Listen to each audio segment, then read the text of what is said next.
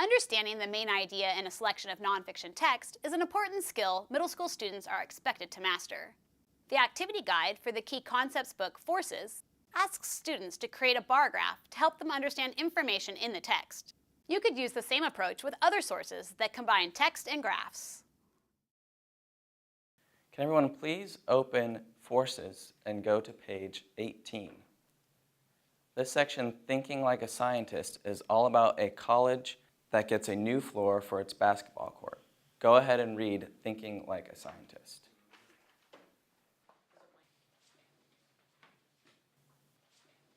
I'm going to give you an activity sheet now with questions about what you're reading.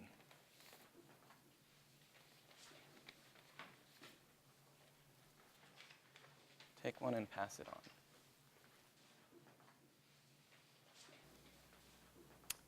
Anthony, can you read the section Interpreting Data? An engineer wanted to find the best sneakers for a college basketball arena's new floor. The engineer gathered different brands of basketball shoes, each with a different tread. Then she tested how much force was needed to move each shoe on the floor. This table shows some of the data from the engineer's experiment. Okay, everyone notice that there is a place in this activity sheet to create a bar graph. You're going to copy down the data from the table to create that bar graph. Then you're going to use the data, the bar graph, and the text to answer the questions.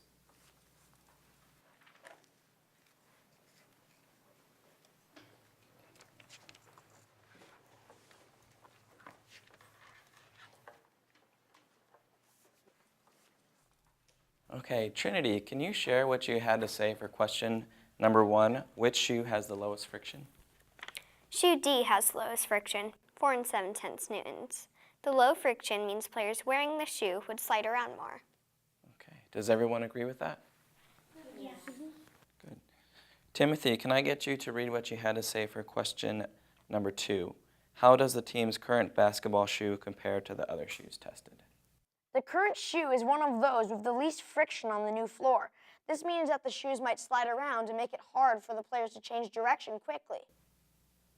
Okay, thank you. Does everybody agree with that? Yeah. Good. How about question 3? Could a shoe provide too much friction on the court? Taylor, would you mind sharing what you wrote?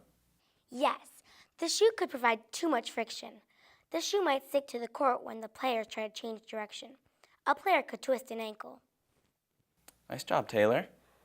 Now for question 4. Now this question, there could be more than one right answer. Which shoe would you recommend choosing for the team based on the data? Trinity? I might choose shoe G or H. They have a lot of friction, but not so much that would cause problems. That makes sense. Nice job. This activity is an effective and engaging way to help students master the skill of combining information and text with data in tables or graphs to increase their comprehension.